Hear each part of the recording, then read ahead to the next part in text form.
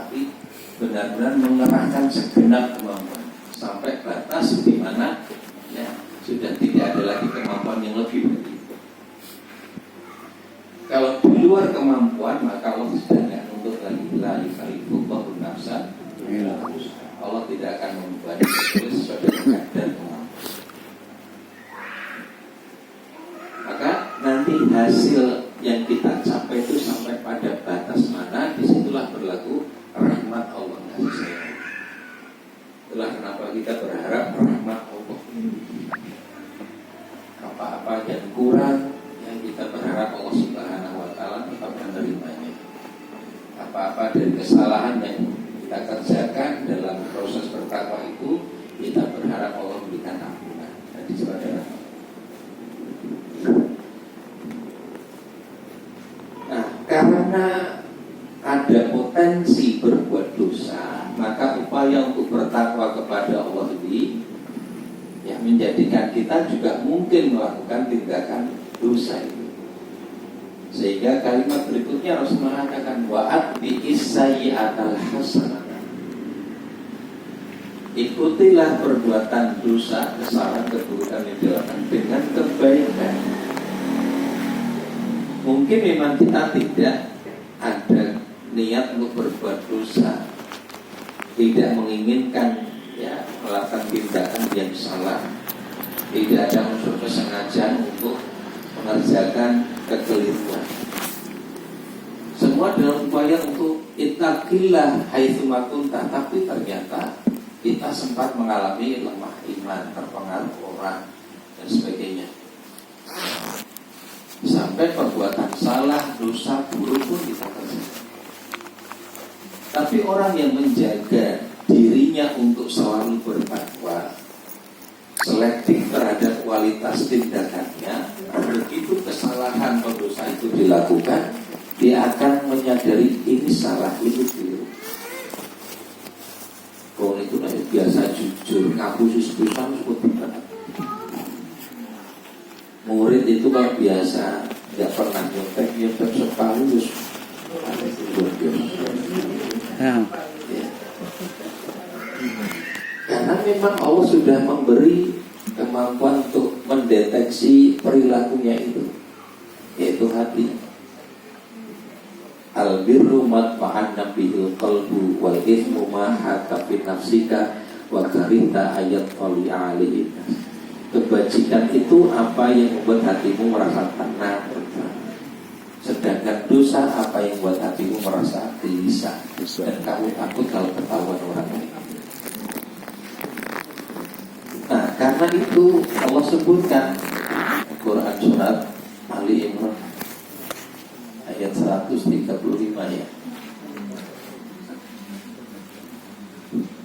Orang-orang yang bertakwa dengan amaliah kebaikan yang dia upayakan untuk terus dilakukan itu, kalaulah sempat berbuat dosa, salah, buruk, idza fa'alu fahisatan aw dzalamu anfusahum dzakarullah, yang saya sebut dia langsung sadar ini keliru.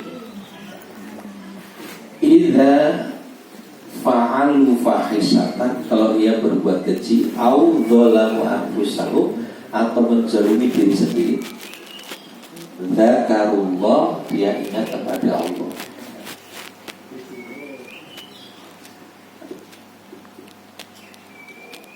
Dzakarullah, ingat kepada Allah. Ingat kepada Allah itu terbuka hakikat dari perbuatan yang tengah dia lakukan, seolah memberikan petunjuk, pengingatan pada dirinya, teguran, kamu telah melakukan kesalahan. Begitu disadari salah, maka kemudian dia fastaghfiru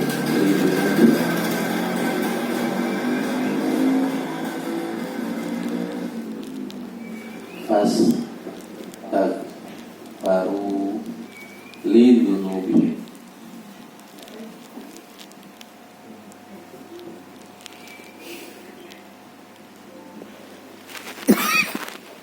Segera ia mohon ampunan kepada Allah dari dosa-dosa yang dilakukannya. Fa pada fastaghfaru menunjukkan kesegeraan. Begitu sadar ini keliru, istighfar sudah dia amalkan. Ya, tidak nunggu waktu, segera ia mohon ampunan kepada Allah dengan sepenuh keyakinan bahwa hanya Allah yang mengampuni dosanya.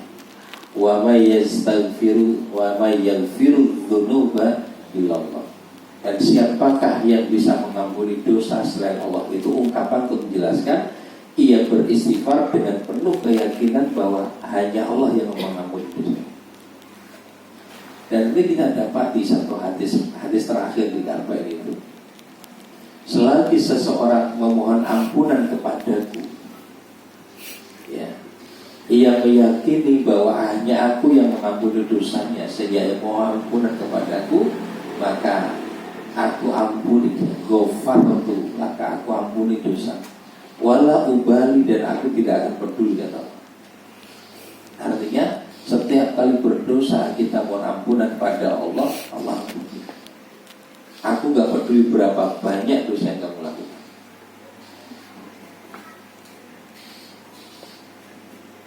Nah, jadi kalaulah dalam upaya bertakwa itu sempat berbuat dosa kesalahan, ya, segeralah mohon ampunan kepada Allah. Maka al-hasanata, segera ikuti perbuatan dosa dengan kebaikan. Al-hasanata, kebaikan ini, sebagian ulama menjelaskan al-hasanata adalah istighfar.